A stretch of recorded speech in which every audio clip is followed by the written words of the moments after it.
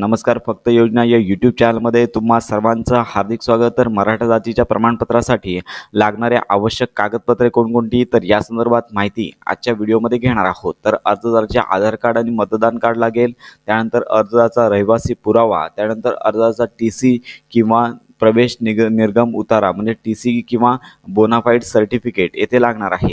त्यानंतर अर्जाच्या रक्तातील कोणत्याही 2 नातेवाईक यांचे TC किंवा प्रवेश निर्गम उतारा किंवा निरक्षर असल्यास निरक्षर असल्याचे शपथपत्र व त्यांचे आधार कार्ड मतदान कार्ड लागणार आहे. त्यानंतर 10वी किंवा 12वीची सनद स्पेलिंगसाठी लागणार आहे. 10वी 12वी सर्टिफिकेट देखील लागणार आहे. त्यानंतर संपूर्ण वंशावळ आणि अर्जाचे वय 18 पेक्षा कमी असेल तर पालकांचा एक फोटो लागेल.